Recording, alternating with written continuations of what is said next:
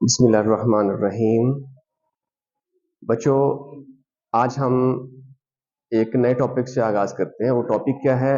हमने correct form of verb use करनी है। ब्लैंक्स में फिल करना है हमने ब्लैंक्स को, और उसमें हमने choose the correct form of verb use करना है। ठीक है जी।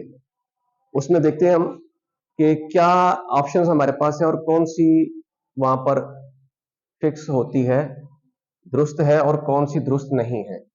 अब जो हमारा काम ये नहीं है कि बस जो दुरुस्त है उसको टिक करके तो काम खत्म कर ले, नहीं, बल्कि बताना पड़ेगा। मैं थोड़ी डिटेल दूंगा कि ये ऐसा क्यों है, और बाकी जो छोड़ी हुई हैं ऑप्शंस जो नहीं वहां पर फिट होती हैं वो क्यों नहीं होती हैं।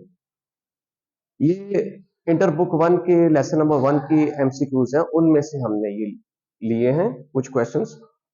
उनको हम हल करेंगे और देखेंगे कि कौन सी चार ऑप्शंस में से जो correct form of the verb है वो वहां पर हमने सेलेक्ट करनी है और उसको टिक करना है। वो देखते हैं।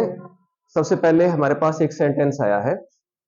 इसका मकसद ये था कि आपको थोड़ी सी और मजीद क्लैरिटी आए ग्रामर के हवाले से, क्योंकि जितना ग्रामर को आप डीपली स्टडी करेंगे इतना आपके इन फ्यूचर आपके बहुत काम आएगी चीजें। किसी भी कंपटीशन के इम्तिहान के लिए जब आप प्रिपरेशन करते हैं तो ये बहुत ज्यादा हेल्पफुल है आपके लिए। आपको आइडिया नहीं कि कितनी इंपॉर्टेंट ये चीजें हैं। तो ये चीजें आएंगी आपको डीप स्टडी के साथ। आप कीन इंटरेस्ट लेंगे तब ये जाके आपको इसका फायदा होगा और आपको याद भी रहेगा। जी, सबसे पहले मैंने एक सेंटेंस लिखा है। इसमें हम सिर्फ सिर्फ correct form of verb he use करेंगे, उसी को पोर्शन को हम भी डील करेंगे, बाकी को नहीं करेंगे। अब देखिएगा हमारे पास एक सेंटेंस आ गया है, I dash for Karachi tomorrow. अब इसमें जो ब्लैंक है, ये खाली जगह है, उसको हमने फिल करना है इन चार ऑप्शंस के साथ। पहली ऑप्शन क्या है कि I am leaving for Karachi tomorrow. क्या ये दुरुस्त है? या लीव फॉर कराची टुमारो, या लेफ्ट फॉर कराची टुमारो, या will have been living for Karachi tomorrow. ये हमारे पास चार ऑप्शंस हैं और देखते हैं कि कौन सा यहां पर करेक्ट है। देखें, अगर देखा जाए, ये जो पहला है आई एम लिविंग, याद रखिएगा कि मेरे पॉइंट ऑफ व्यू से ये भी ठीक है, आई एम लिविंग, और आई लीव ये भी ठीक है, और विल हैव बीन लिविंग ये भी ठीक है।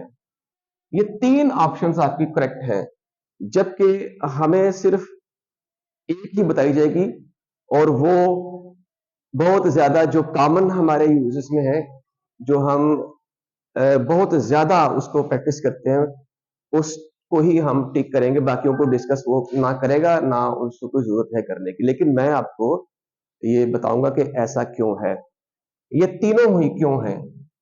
वजह वजह ये है कि जब हम आप प्रेजेंट कंटिन्यूअस टेंस को भी आप फ्यूचर के लिए यूज करते हो, तो मैं एक एग्जांपल लूंगा। जैसे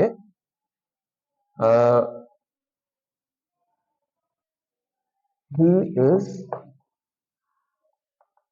कमिंग टुमारो, वो कल आएगा। सेंस इसकी यही है कि वो कल आएगा, लेकिन आप कंटिन्यूअस टेंस के साथ भी टुमारो आप इन फ्यूचर का टेंस आप यूज कर सकते हैं फ्यूचर के लिए कि वो कल आएगा। ही कम्स टुमारो, ये भी आप लिख सकते हैं, यानी कि प्रेजेंट इन डेफिनेट टेंस को भी हम फ्यूचर के लिए यूज कर सकते हैं। जैसे ये जब आप डीपली पढ़ते हैं ना इसको, टेंसेस को, तो फिर क्लैरिटी आती है। यानी कि इसके अंदर आप कोई फिक्सेशन मत रखिएगा कि यहाँ पर सिर्फ हैव बीन ही आएगा टुमारो के लिए, will have been, shall have been ही नहीं, बल्कि आप यहाँ पर प्रेजेंट रख के भी फ्यूचर को यूज कर सकते हैं, और प्रेजेंट कंटिन्यूस टेंस को रख के भी आप टुमारो को यूज कर सकते हैं। तो जैसे पीएम है, द पीएम विजिट्स टुमारो, कल मुलाकात के लिए आएंगे या कल वहां पहुंचेंगे। तो ये ग्रामेटिकली करेक्ट है। इसका मतलब कि हम आई के साथ तो लीव यानी फर्स्ट फॉर्म भी यूज कर सकते हैं, प्रेजेंट की फॉर्म भी यूज कर सकते हैं, और आई एम लीविंग भी आप जैसे आई एम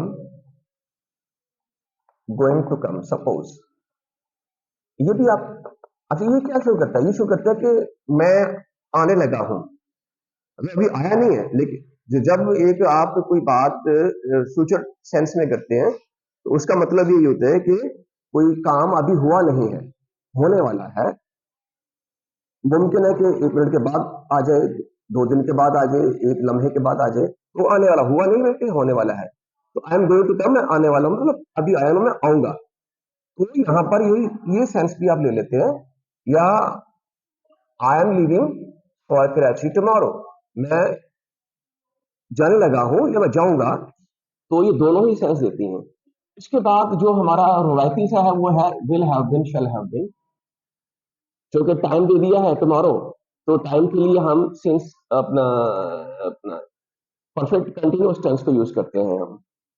अगर सिंस फॉर होता तो कुछ और मामला बन जाते, जो कि यहाँ पर वो नहीं है। लिहाजा विल हैव बीन भी आप यूज कर सकते हैं टुमारो के लिए। तो ये तीनों ही आपके पास ऑप्शन है, अगर आप तीनों में से कोई एक आप लगा देते हैं तो तीनों ही ठीक होंगी। और आमतौर पर हम इसको डील करते हैं क्योंकि ये आपका कॉमन सेंस, कॉमन यूज में आ रहा है, जो हमारी रूटीन की स्टडी एक फॉर्मल स्टडी है उसमें हम लिखते हैं। Next is I thank them, मैंने उनका शुक्रिया अदा किया, is a past indefinite tense है। पहले टेंसेस को आपने ध्यान में रखना है कि किस टेंस की बात हो रही है, किस सिनेरियो में बात करना चाह रहा है वो। थैंक देम फॉर व्हाट, जो कुछ उन्होंने किया, what they dash to me, इसका दे हैज डन, तो ये देखें दे के साथ तो हैज कभी भी नहीं आ सकता, ये तो हमारी ऑप्शन हो गई गलत। They has done totally wrong है, ये तो इसको इनकरेक्ट है, इसको तो लिख ही नहीं सकते आप। हाँ, हैड भी लिख सकते हैं, और विल डू तो नहीं लिख सकते, उसकी वजह वजह ये कि ये पास्ट में है, और विल शैल जो होगा वो होगा फ्यूचर में, तो हम कभी भी पास्ट को साथ फ्यूचर के जोड़ नहीं सकते।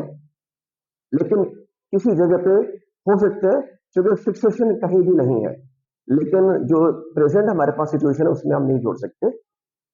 वो क्या क्या मामलात हैं, कहाँ कहाँ हम जोड़ सकते हैं, ये एक अलग इशू है, लेकिन अभी हम डिस्कस नहीं करेंगे उसके बारे में, क्योंकि याद रखिएगा कि अंग्रेजी जो इंग्लिश है एक लीनियर प्रोसेस नहीं है, एक लीनियर प्रोसेस नहीं है, ये लम्हा बलम्हा इसमें वेरिएशन है।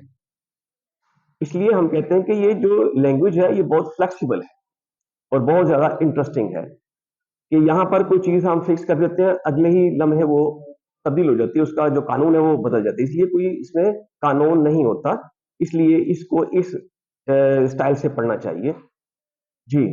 अच्छा, it is a past indefinite tense, तो याद रखिएगा कि जब हम पास्ट इंडेफिनिट एक हिस्से में यूज करते हैं, दूसरे हिस्से में हम हैड को यूज करते हैं, हैड V3 के साथ। तो हैड आपको पता है, मैंने पहले एक दफा डिस्कस किया था कि जो आप परफेक्ट पास्ट का परफेक्ट यूज करते हैं उसको अकेले को यूज नहीं कर सकते आप। अगर मैं कहूं I had eaten, I had washed something, तो ये इतना जुमला कहना दुरुस्त नहीं है, ये पूरी सेंस नहीं देता, इसके लिए हमें एक और क्लास को जोड़ना पड़ेगा ताकि हमें पूरा मतलब वाजे हो जाए। लिहाजा जो हैड थर्ड फॉर्म यूज करते हैं हम, यानी कि पास्ट परफेक्ट टेंस, उसमें एक पार्ट में हम पास्ट इंडेफिनिट और दूसरे हिस्से में पास्ट परफेक्ट, तो देखते हैं कि पास्ट तो विल शैल का तो कंसेप्ट बिल्कुल भी नहीं है, ये तो नहीं है। अच्छा, वुड डू, वुड जो है ये अपना एक मतलब रखता है कि मैं लाजमी करूंगा, ये इस सेंस में भी आता है, और इस सेंस में भी आता है कि मैं ख्वाहिश करूंगा कि मैं ऐसा कर दूं, या काश के लिए भी यूज करते हैं हम।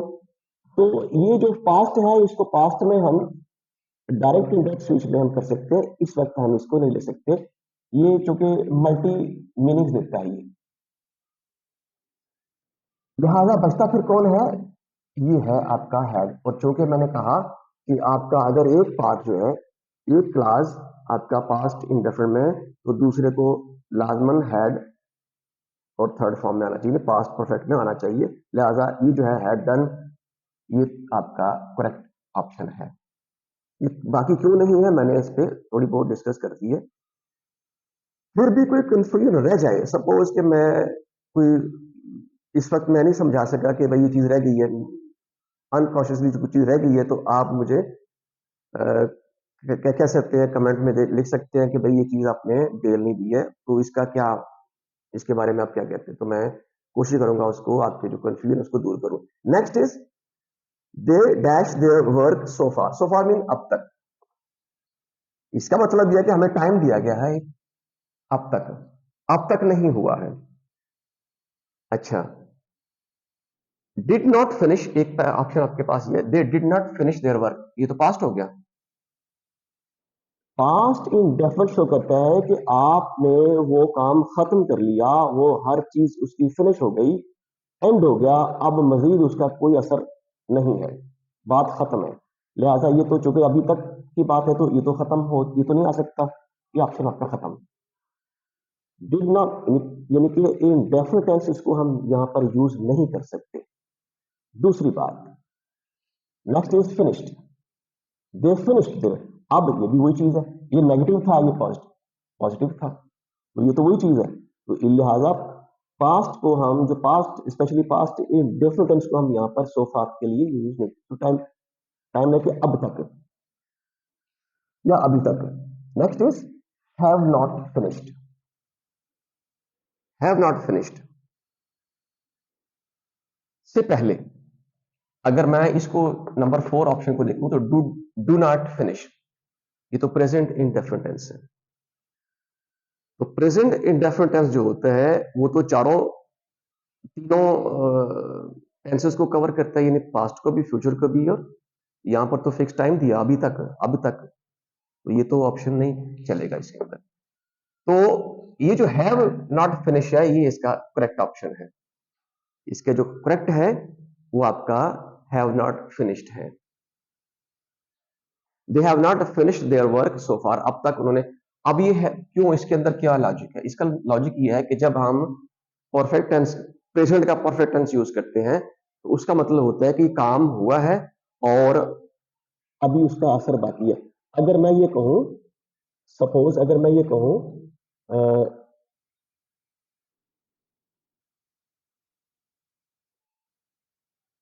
पेज छोटा है, चले, अच्छा, अगर मैं ये कहूं कि आई हैव